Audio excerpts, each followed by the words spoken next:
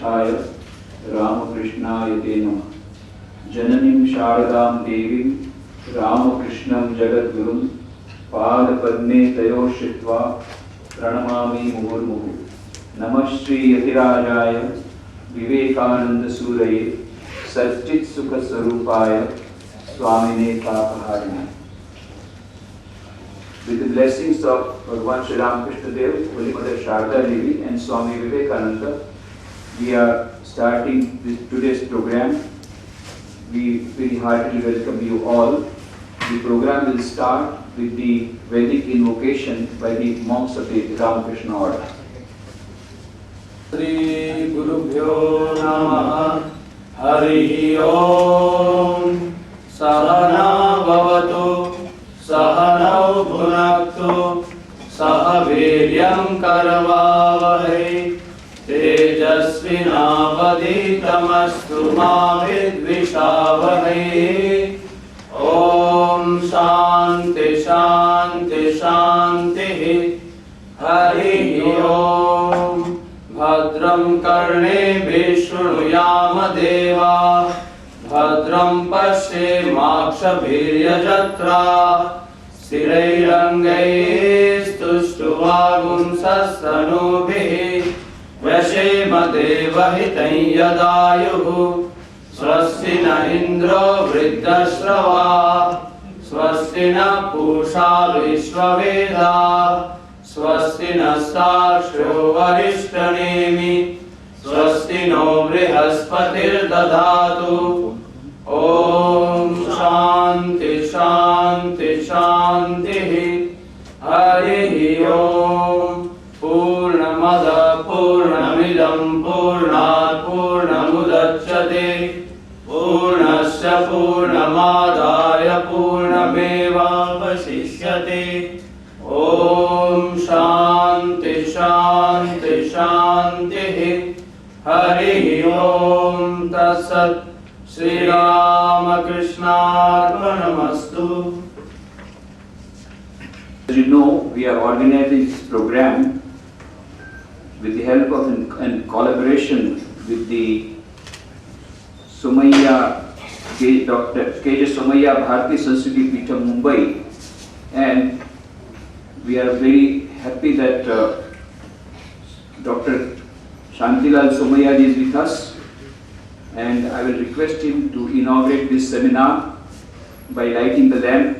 I will request revered Swami Prabhananji Maharaj, who is presiding over this meet, and other Swamijis and other dignitaries to join in this event of inaugurating by lighting the lamp.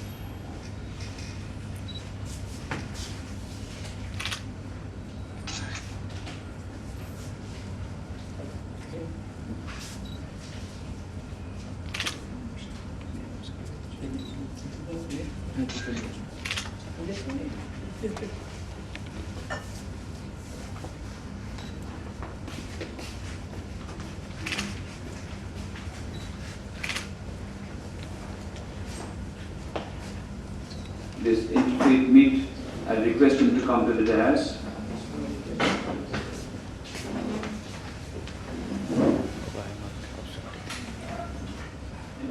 That is Mr. Sami Bubere, who is going to speak on Islam viewpoint, Dr. Kala Acharya, Hindu viewpoint, Dr. Nitin Bhavyas, who is going to speak on Buddhist viewpoint, Jain viewpoint, Sri Deepak Shah, Zoroastrian viewpoint, Mrs. Avi Sabawala, Sikh viewpoint, Sri Amarjit Gomra.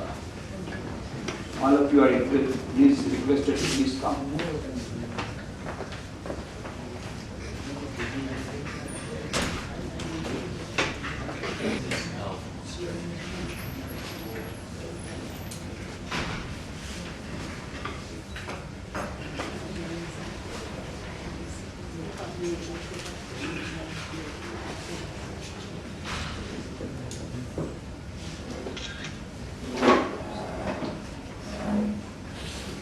revered Swami Prabhanandaji Maharaj, the president of this meet, dear Dr. Kantilal K. Somaiya,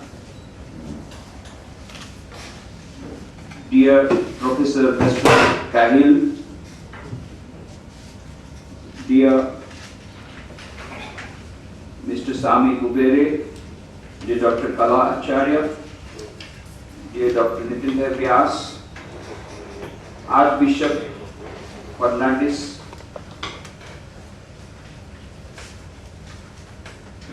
Sri Deepak Shah, Mrs. Abhi Shabawala, Sri Amarjit Bomra, Dr. Aruna Khasgiwala,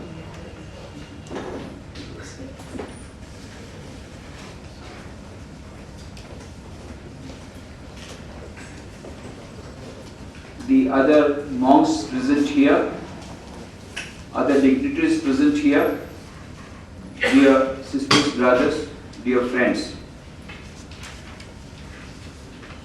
It is with the divine providence, it is with the grace of the Lord, grace of the Holy Trio, and it is with the divine dispensation that we are today here.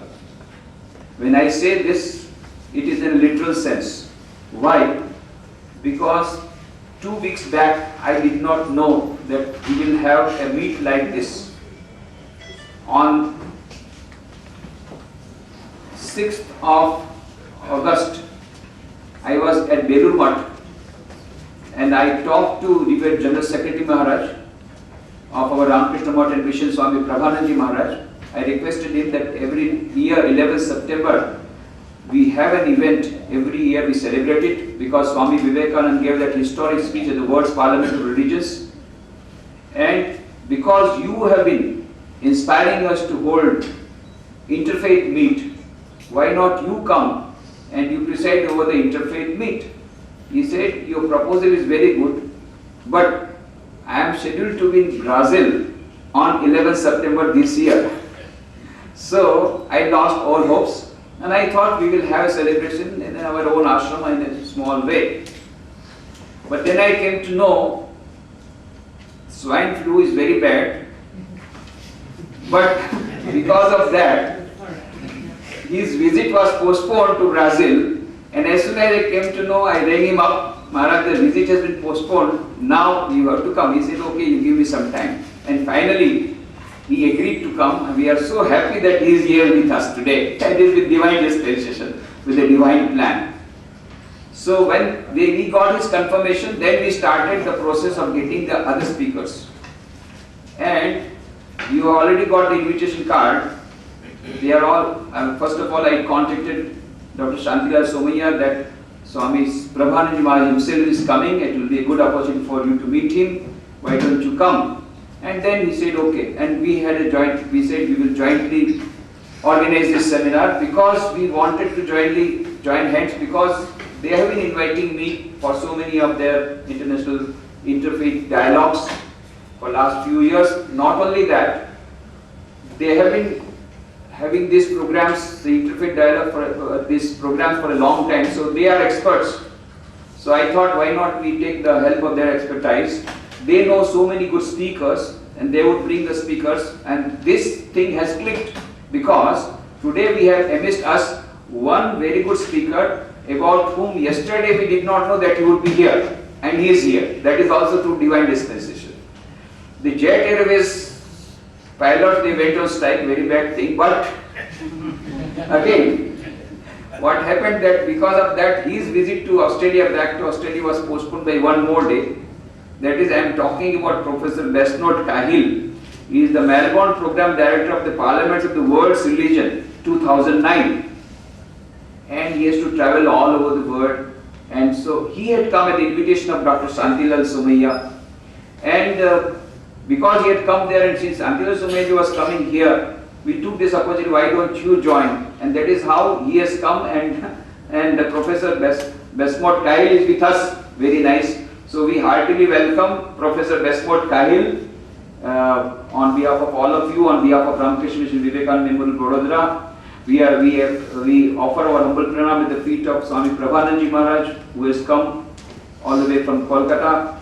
We also welcome Dr. Shantilal Somaiya ji, who has taken the interest in our this endeavor, and with his expertise, he has been helping us, and he has also helped us in getting the very good speakers. And we have Mr. Sami Bubere. I heartily welcome Mr. Sami Bubere. He is the president of the World Peace Council India chapter from Mumbai, and he has been also speaking at various interfaith conferences. He has a very wide experience, and he has been the editor of many journals. In fact, the biodata that I have received for all the speakers that have come here, if I read the biodata, then there will be only nothing else but reading the biodata, and our time will be over. So to cut short, because we have short time and we want to listen to these learned speakers, I am speaking very less about them.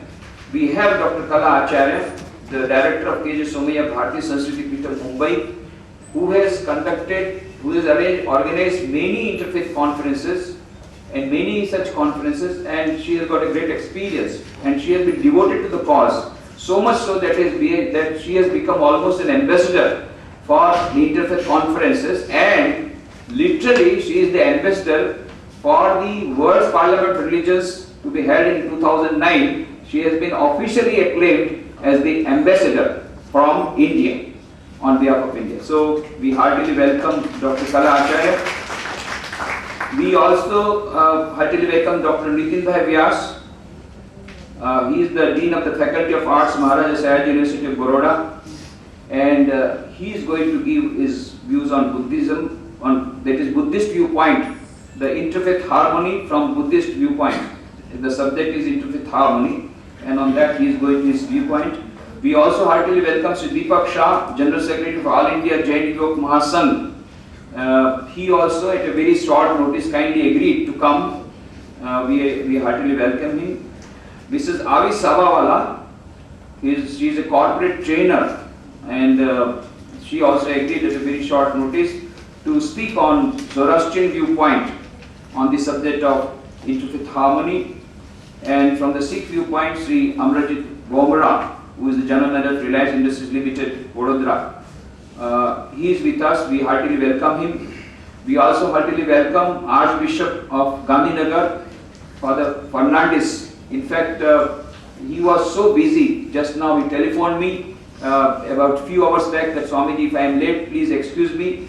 But I will try to come as early as possible, and we are so happy that he has come in time, and we heartily welcome him. So it's a great pleasure to welcome you all to this this event. And as you know, every year we celebrate this event of 11th September because we sincerely believe that Swami Vivekananda, he gave the message of his master Sri Ramakrishna, as many faiths, so many paths, and Sri Ramakrishna had practiced all religions by turn, and at the end of that experiment he said all religions will lead to the same goal, as many faiths, so many paths. And Swami Vivekananda gave that message of harmony of religions in the World Parliament of Religions in Chicago, and the invitation card that you have been given, at the back page you will find the whole speech, very short speech that Swami Vivekananda gave on 11th September 1893, where he said, among other things, sectarianism, bigotry and its horrible descendant fanaticism have long possessed this beautiful earth. They have filled the earth with violence, drenched it often and often with human blood, destroyed civilization and sent whole nations to despair. Had it not been for these horrible demons, human society would be far more advanced than it is now. But the time is come, and I fervently hope that the bell that tolled this morning in honor of this convention may be the death knell of all fanaticism, of all persecution with the sword or with the pen, and of all uncharitable feelings between persons wending their way to the same goal. Now, this is what Swamiji told on 11th September 1893, and he talked about having harmony among various religions by giving the spirit of fanaticism. And what a strange coincidence, a great catastrophe took place in USA on 9/11, same day in 2001 as a result of this fanaticism. In this age of globalization, when we are feeling the urgent need of universal brotherhood, this speech of Swami Vivekananda assumes greater significance, and that is why we celebrate the event as a Universal Brother Day and the Day of Harmony. So that's why today we have this program on interfaith harmony, interfaith meet, and we are so happy that all of you have come in spite of a busy schedule, and all the speakers have kindly come to give their viewpoints on this very important theme of interfaith harmony. Especially we are blessed because of the presence of Swami Prabhananji Maharaj, who kindly agreed. He has been, as you know, he is the General Secretary of whole of Ramakrishna Merchant Mission, and how busy he has to keep. In spite of busy schedule, he came here because again and again I told that it is you who have inspired us to go for the interfaith conferences. So please do come and give us your personal guidance. So we are so blessed he has come. We heartily welcome all of you on behalf of all of you, on behalf of Ramakrishna Mission Vivekananda Memorial Vadodara. We welcome all the speakers. We welcome all of you on behalf of Ramakrishna Mission Vivekananda Memorial Vadodara. As you know that on 18th April 2005 we received that historic Dilara bungalow in which Swami Vivekananda himself stayed as the guest of the then Diwan Manibhai Jashbhai. And since then we have the new center of Ramakrishna Mission is started, and the many activities have been started and information brochure has been given to you. And we are so happy that for this event, as you know, there are 172 branches of Ramakrishna Merchant Mission all over the world, out of which 42 abroad, rest in India, and 4 are in Gujarat, Rajkot, Limdi, Porbandar and Vadodara. And we are so happy that the heads of centers of Rajkot, Limdi and Porbandar, they are with us. Swami Dhruveshananji from Rajkot, Swami Adi Bhavananji from Limdi, and also Swamiji from Porbandar. They are all here to welcome Swamiji. And so on behalf of all of you, I welcome all the Swamijis, all the dignitaries present here. And now I will request Swami, our Assistant Secretary Maharaj, to please garland Swami Prabhananji Maharaj.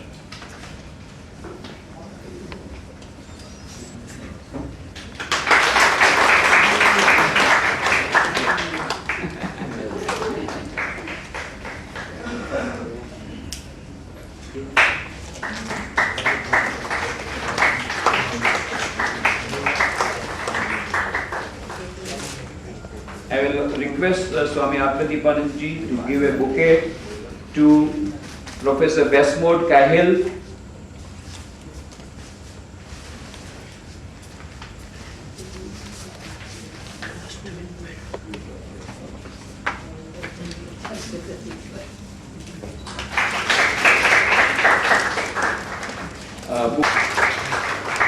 Mr. Sami Bubere, to Mr. Sami Bubere,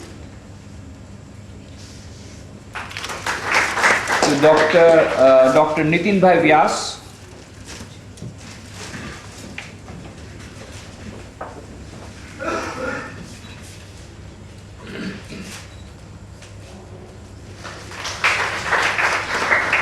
to Sri Deepak Shah,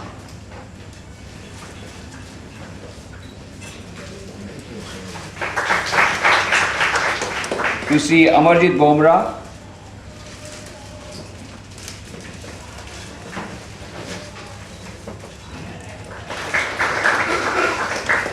I will now request Ms. Rajeshwari Trivedi to offer bouquet to Dr. Kala Acharya.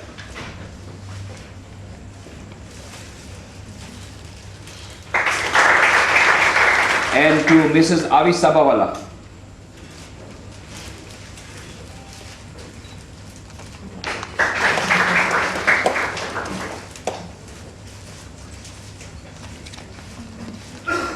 Dear friends, the dignitaries that are present here, they all can speak for hours together. They have got so much of knowledge with them. Huh. Yeah, please, Mrs. Khashgiwala. On behalf of The Dean of Faculty of Social Work, who has been helping us in organizing this program. And not only this program, she has been helping us in organizing so many programs in the past also. And as I told you, all the speakers, they are so knowledgeable.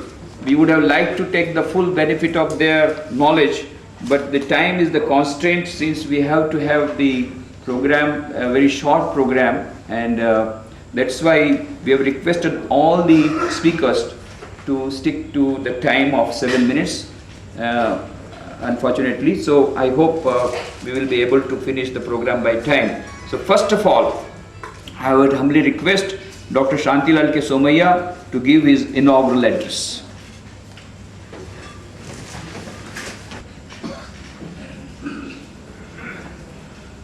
Namo Namo.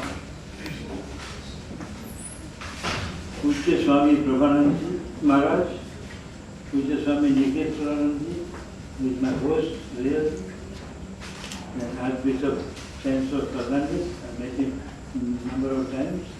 Together, and this guy, the very important dignitary to be on the dais today, is inviting us all to the Parliament of World Religion, first week of December this year. Friends, we are gathered here today to answer the call of the hour in endeavor to build synergy between different religious traditions. Today is a historical event where we, the followers of different faiths, are making an attempt to link the symbols of peace and harmony through interreligious dialogue. I feel humbled to be asked to inaugurate, and that so many Swamis are here to bless us. It's a very great opportunity. If you want to know what are my other credentials, possibly Dr. Swami Vivekananda is head. I run a campus of 34 institutions in Mumbai, 27,000 students, 1,700 faculty members, but 8 institutions dedicated to Indian heritage, of which Kala Acharya is director for our Sanskriti Peetham Hinduism. We have also great center in Buddhism, with Dr. Shankar Narayan. So I begin with my It's a very great institution. What do we mean by interreligious dialogue? Is it an academic discussion among university professors, academics and philosophers that articulate theoretical and philosophical problems in various religions? Is it a debate? Is it experience of living together? Is the living together a model of assimilation and breaking the walls of misunderstanding? Or is it building a new house, one house under the roof of one for one and all? There is no need to answer this and similar questions, as the answers are known to us. This is like a question paper already leaked out before the examination, and yet one finds it difficult to answer it. We live in a world of plurality of religions, and India is particularly plural in many ways, language, culture, and many other areas. And I think India is a model how multiple religions can live together in peace and harmony.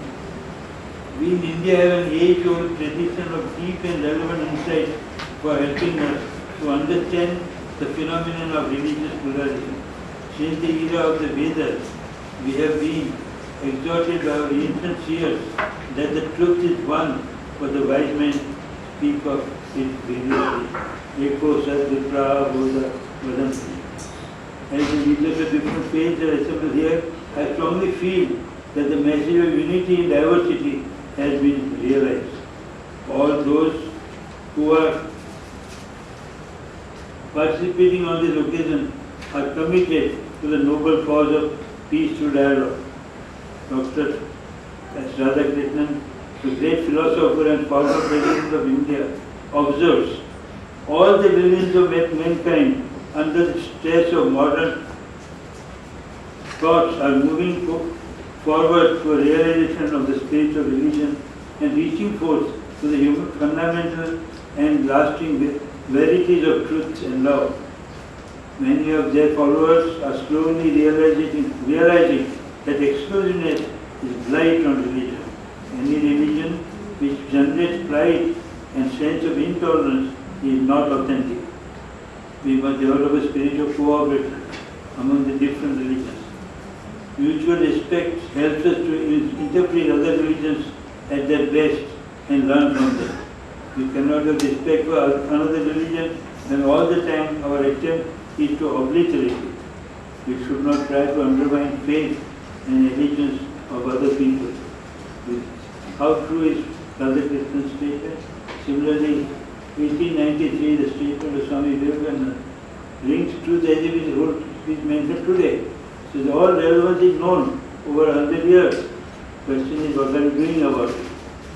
Today, the world has shrunk and become small place due to the advent of science and technology. Mingling of cultures need to bring about an interchange of thoughts. We must learn to look at the world as a single cooperative group seeking for ways and means for peaceful coexistence.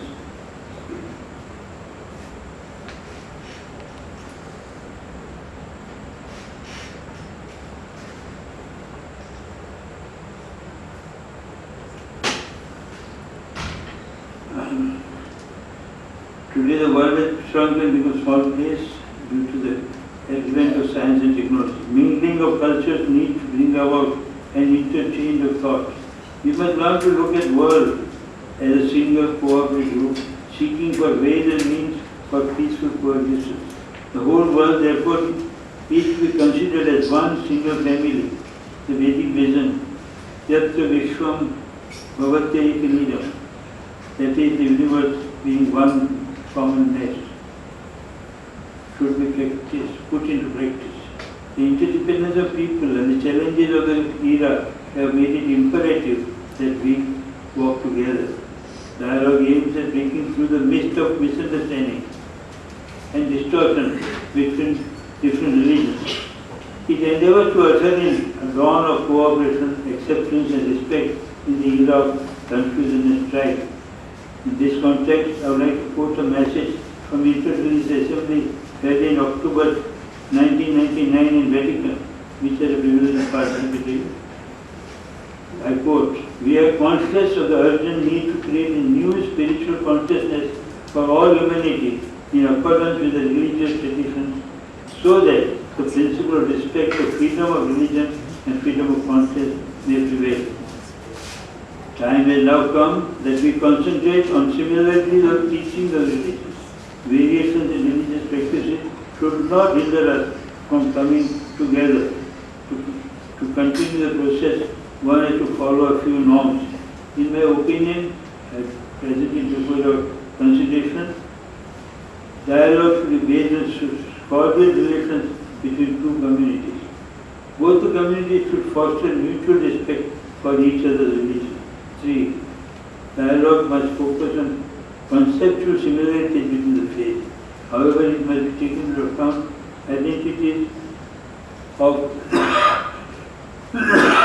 particular religion which are distinct features of that particular religion alone.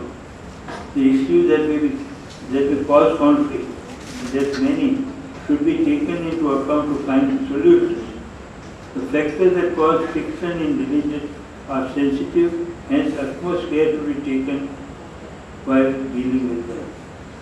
Particular statements from scriptures that inflame religious sentiment should be interpreted and understood in a proper context and perspective. And then it is a dream for me that there should be what I call as a buffet system. I'm fond of good lunch and dinner, so I think of buffet. But choosing any aspect of any of the religious practice, yad yasmai rochate tadagrahyam. Whatever one likes, he should opt for that and be free to practice. This is a dream, of course. No religion will allow it.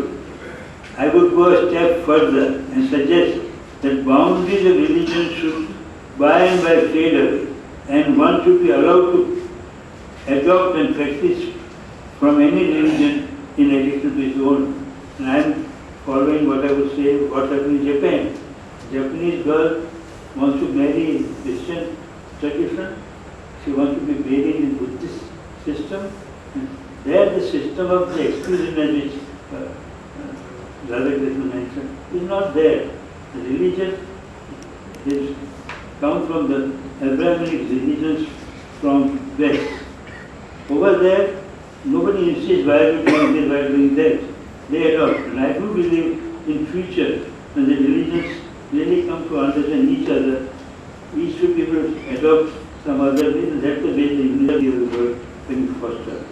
in the wake of 20th century and the emergence of third millennium, a complete paradigm shift took place. The unprecedented development in science and technology gave rise to the way of life devoted to material pursuit. Mammon almost overpowered God. Actually, in Rome, in Vatican, they say that all religions were combined to fight the mammon, the materialism, consumerism. That's a big demon. And shooting at us through the TV and other media channels. That need for religion combined together rather than fight each other.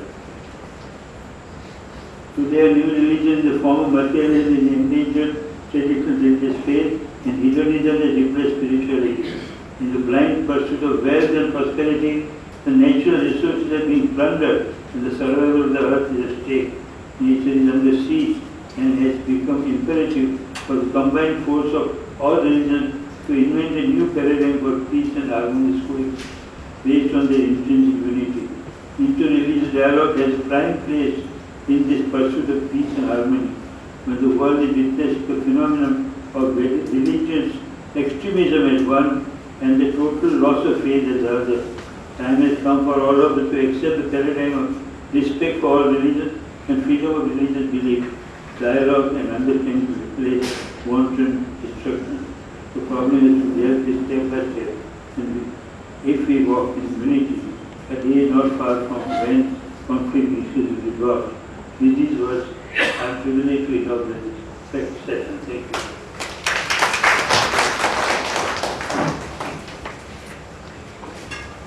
Thank you, Dr. Somaiya, for your buffet system. We like the buffet system. I forgot to mention one point about Dr. Somaiya.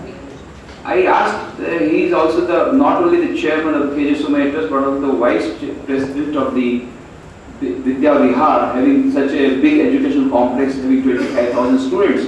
And apart from that, he goes all over the world participating in international conferences and all that. So I said, how do you get out this energy? He said, it is the work which pushes me ahead.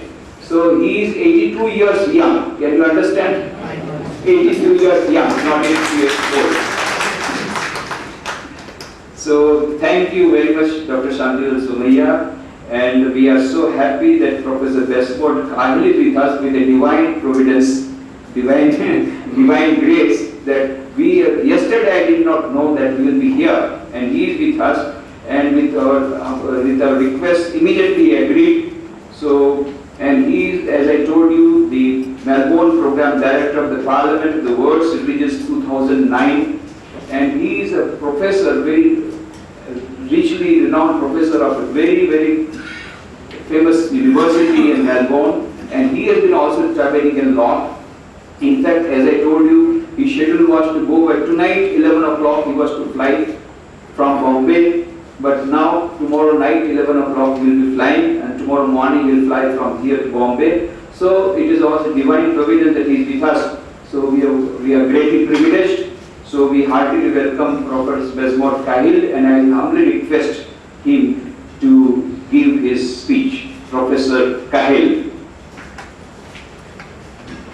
Chair, distinguished religious leaders, staff and students of the university, and my dear Indian friends. Being Australian, I promise not to talk about cricket or Ricky Ponting. But I do want to congratulate you on your very clean and ordered city, which shows your civic pride in and commitment to this city, and you should be very proud of it.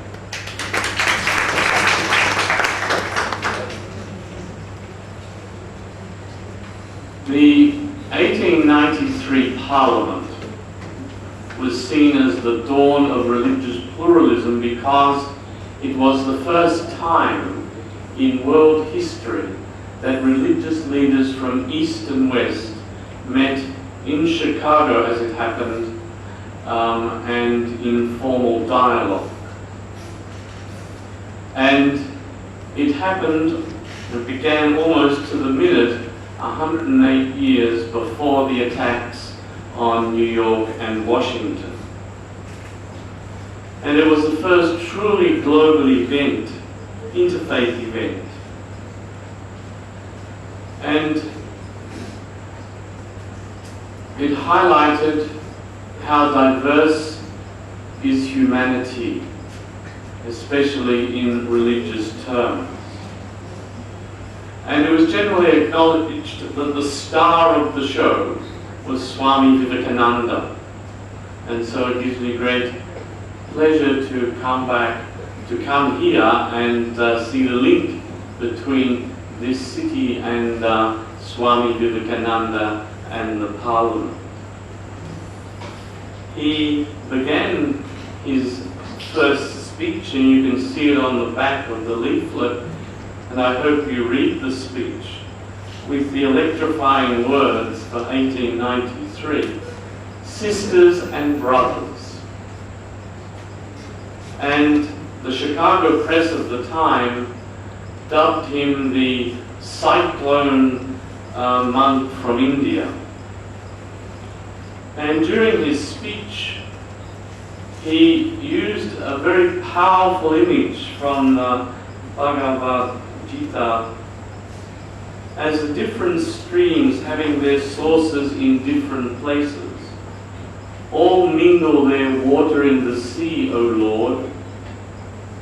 The different paths which people take through different tendencies, various though they appear, crooked or straight, all lead to thee. At the final session on the 27th of September 1893, a Hindu reformist called Pratap Chandra Mujumdar spoke about the spiritual gifts that Asia, and in particular India, have given to the global religious world.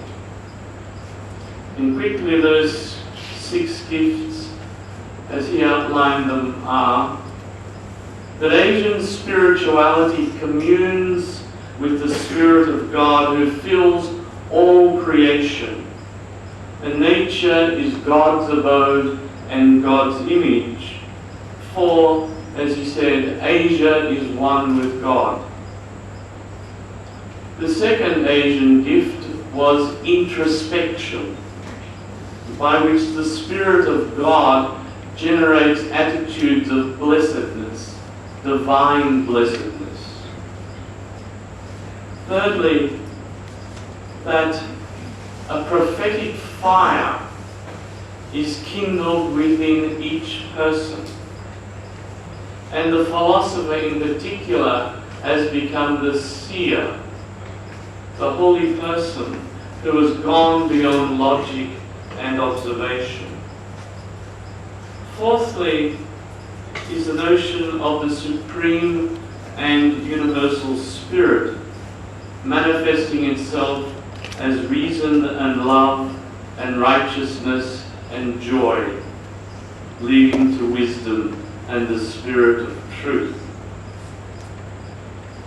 Asia has also taught the world to worship, which is not a duty but an instinctive longing, a passion to be drawn into the depths of God. And the love of God is a madness of the Spirit. Man calling after God and God seeking after man. And lastly, there are the practices of self-conquest or renunciation, of self-realization or self-management, of the force of the bodily and worldly desires that plague us, of positive asceticism. It was hoped that after the first Parliament in 1893, a second one would be held in India. But unfortunately, it never happened. I hope that one day, perhaps in 5 years' time, because the Parliament is now held every 5 years, or even the one after that, can be held in India.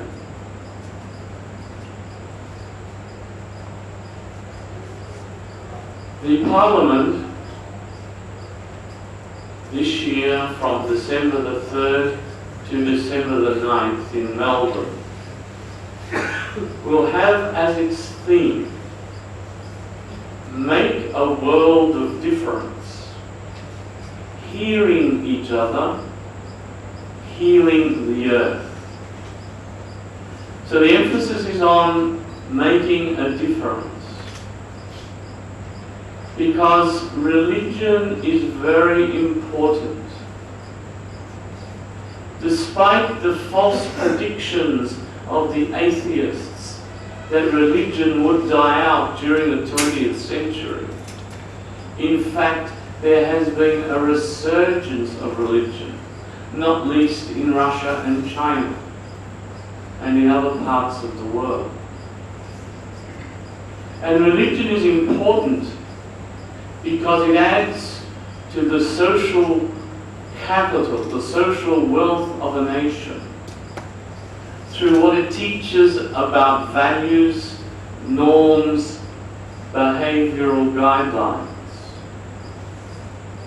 Because of what it talks about truth and hope, because we all need hope. And lastly, because of all the institutions that religion sponsors, whether it's educational institutions like schools and universities, or health and welfare organizations to help the people. Because the power of religion is that it is close to the grassroots. It understands the grassroots. And the function of religion is to be cultural, countercultural, and cross-cultural. Cultural in the sense that it should be supportive of the national culture. But it should also be countercultural in criticizing the negative, bad aspects that necessarily creeps into any nation. Being critical of corruption, of nepotism, and of the negative issues that emerge every so often in a particular society. And lastly, that it be cross-cultural, because all genuine religion reaches out to the other. And if it's not encouraging that, then it's not authentic religion. And all religions have those stories at their heart about reaching out to the other. And so the Parliament is a very special occasion where that will happen. It will be an exercise in interfaith dialogue, in interfaith collaboration, in interfaith cooperation. And in order to show how religion, which is often criticized for being the cause of division, war, and so on, in fact, a sustained critical analysis does not support that, despite the flaws and failings that religion inevitably has, like any institution. For the 2009 Parliament, we've chosen 7 sub-themes to show this engagement with the world and its issues. Firstly, healing the earth with care and concern. The whole issue of global warming, climate change, and so on, which is impacting very much on my own country.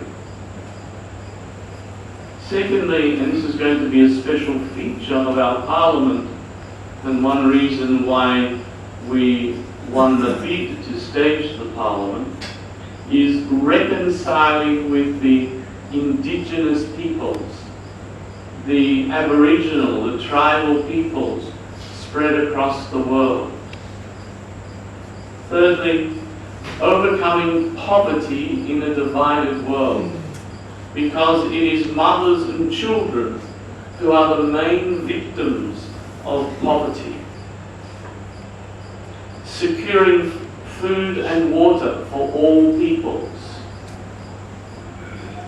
creating social cohesion in village and city. Unfortunately, part of the resurgence of religion has also been the emergence of religious extremism. And the only way we can answer religious extremism is through the support of religious moderation. 6, building peace, global peace in the pursuit of justice, because you can't have peace without justice. And lastly, sharing the inner person, sharing wisdom in the search for inner peace. During the Parliament, which as I said runs from December the 3rd to the 9th, during the Parliament we will have over 500 sessions. And I really would ask you that even if you can't attend, be in spirit with the Parliament as a global event. So either Google Parliament of World Religions, or the actual website is www.parliamentofreligions.org, and have a look at the incredible variety in those 500 programs. We got 1,500 submissions from all around the world who have had a terrible job trying to bring that down to 500. But we're close to being finished.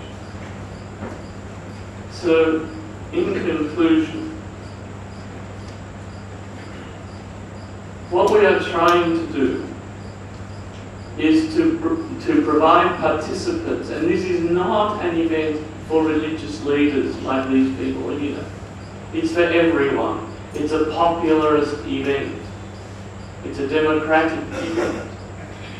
But it's to provide participants with a life-changing experience. And it's also to give the event a global presence, because in the lead-up to the Parliament, there have been 70 pre-Parliament events in cities around the world. And the first of those was here last July in Kochi, in India. It also serves the Parliament as a meeting place for the exchange of ideas, for networking, for collaboration among individuals, communities, and so on.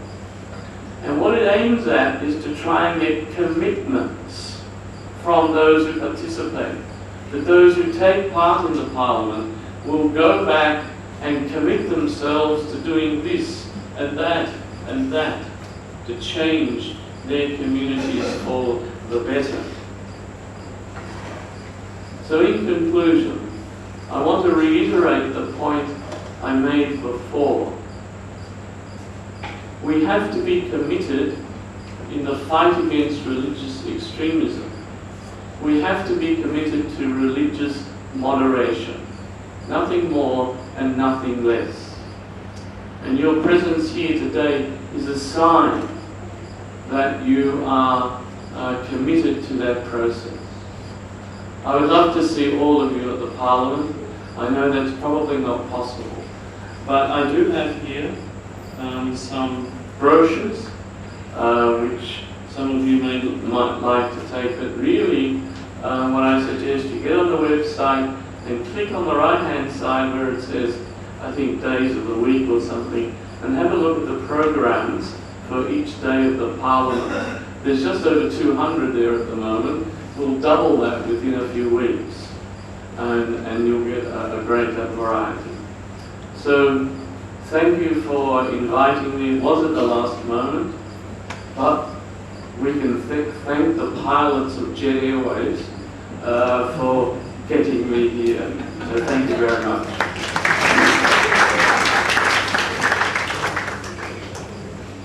Thank you very much, Professor Cahill, for very important views on interfaith harmony, and also for sharing the important information about the magnanimity and the gorgeousness of the World Parliament Religion that is going to be held in Chicago, and how hard he has been working and we will surely go through the brochures and the websites, and we shall surely benefit. We are extremely happy that he came and shared with us. Now, we have with us Archbishop Fernandez, is the Archbishop of Gandhinagar. In spite of his busy schedule, he has come here. We heartily welcome him, and then I request him to give a speech on the subject of intimate harmony from the Christian viewpoint.